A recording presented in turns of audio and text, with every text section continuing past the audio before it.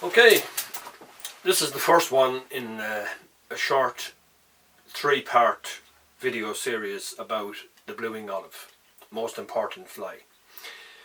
The 3 videos will concentrate on 3 different parts of the fly's life cycle. Namely, in this video I'll be talking in particular about the emerging dun. In the 2 subsequent videos I'll be talking about the dun, and I'll be talking about the spinner, and I will be tying all 3. The emerger is a very important fly. Well, when I say a fly, it's actually a fly in the process of hatching from its nymphal stage into the adult wing stage. So it's known as an emerger, as it's emerging from one part of its life cycle into the next part, for those of you who don't know. And the blue wing olive is a very important fly on my local river here in the River Suir in Ireland, because other species of flies are in decline, and it's very difficult to predict when they might appear and when they might not appear. There was a time when you could actually set your watch by the appearance of particular insects on the local river here. The blue wing olive is a little bit more predictable. It'll appear generally around the same time as it did previously, although it has in itself become a little sporadic. Fly hatches seem to be in trouble, not only here in my local stream, but in rivers worldwide, it would appear. So, coming back to the emerger, I'll be tying the emerger in this fly. It's relatively simple to tie, and it's very, very successful when trout key in on the emergers. And on my river, which is a river that's relatively speaking has a plentiful supply of insects for the trout, they will become very selective and they will key in on the emerger to the exclusion of everything else. So it pays to have a good blue wing olive emerger pattern, and this is the one I Now, to tie the emerging blue wing olive, it's vital and very important that you tie it in the correct size. It needs to be small. 16, 18 is probably your best bet. 16 will do fine. 18 is probably a better size, but I'm going to tie it in a 16 just to show you how it's done. You're going to be using a curved hook. We want the body of this fly, or the tail of the tail and part of the body of the fly, to go subsurface in order to give the impression of the fly trying to break through the surface film and to emerge into an adult fly. So, with that much said, I'm going to use uni-thread in size 8/0, and start off by tying in my tying silk or tying thread, whatever you want to call it, back to about just short of halfway on the hook. And then what I do is I tie in a bunch of CDC duck praying gland feathers. That's what I'm going to use. I have them bunched together here. There's actually either 4 or 5, I'm not sure, but you want a nice bunch of CDC like that. Now, pinch them onto the top of the hook, a couple of loose turns, then tighten down. A good few turns so it doesn't escape. We're going to cut off this part here at the front.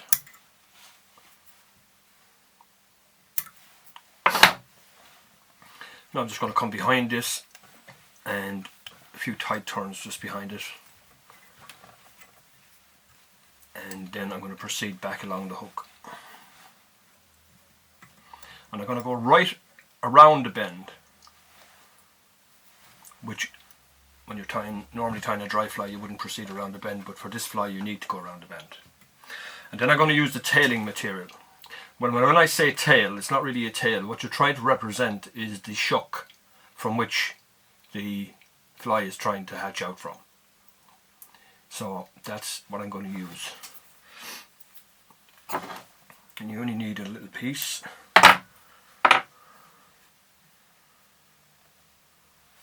And tie that in as if you were tying in a tail. Good few turns, keep it in place. Now that needs to be approximately the length of the body, so we'll cut it there. It's roughly the length of the body. Maybe that's a little long, so it's short, a tad. There, that'll do. And you can make it a little, I put in a bit too much there, so I'm going to cut out some. There we are. That'll do the job just fine. Now, the body. What I use is dubbing. You can use a quill. A quill will do the job also, but I find dubbing to be more successful. So the dubbing that I use is a mixture of two things. This is a dark olive dubbing. Dark olive dubbing. And here I have a tennis ball from which I'm going to pull a few fibres. Like this. The colour you want is like, I describe it as sort of like an apple when it's going rotten. Sort of a greeny, I don't know, it's difficult to explain the colour, but what I have anyway is a bunch of dark olive dubbing and about 50% of tennis ball fibre. And I mix them both together, pinch them, and some people have devices for mixing dubbing. I just use my fingers. Coffee blenders apparently have become popular for that purpose. So anyway, I'm just mixing it through like that. And it'll take a little while. Probably I'll have to get myself a coffee blender, because apparently that's the way to do it. Never tried a coffee blender, but apparently it works. Now, put out those long hairs. So basically that's what you end up with. Now, before I put on the dubbing, I'm going to put on a rib. I need to find my ribbing wire here. Now, that's the colour I'm going to use. It's a hot yellow, it's called. So I snap off a little piece of that.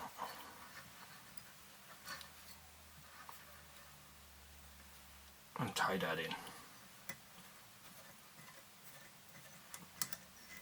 Now I'm coming back to my dubbing. And the secret with dubbing is to put a little on at a time. It's much easier to add a bit than to take a bit off. So, nice thin rope. Like that.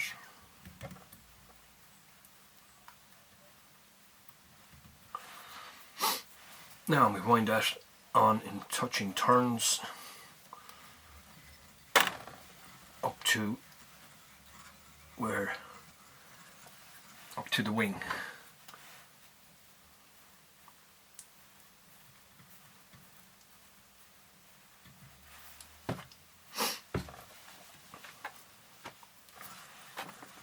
And as I said, it's much easier to add a bit on than it is to take a bit off, so sparse.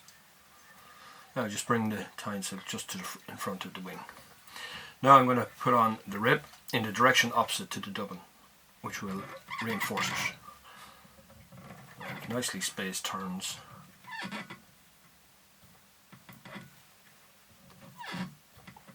About 4 or 5 turns till you reach the wing, and then just carry the wire just to the front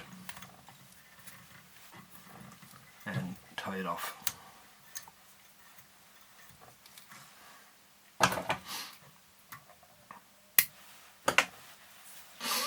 Now what I'm going to do is I'm going to tie in I'm going to apply another bunch of dubbing. A bit heavier this time because I want to create a sort of thorax effect. A little bit heavier. So I'm going to create a bunch basically.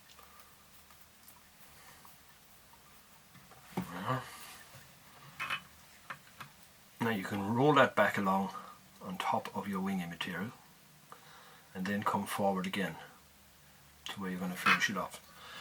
Now, you fold over your CDC so it forms sort of a little dome, and then you tie that in there like that.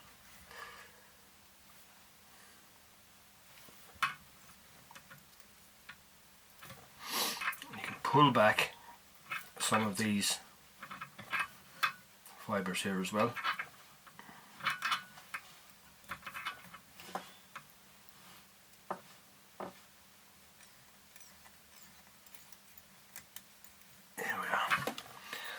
Trim off just few little ardent fibres that are poking out the front here.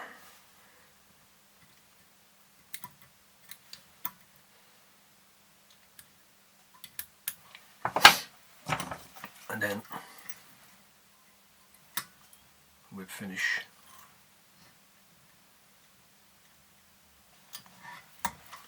And a second whip finish for security. And that essentially is your emerging bluing olive. Pull out a few fibres like that, and you'll see that by its shape that the body, the tail and part of the body will actually sink subsurfaces. I'm going to cut a few little pieces out here from the tail, a judicious trimming I call it.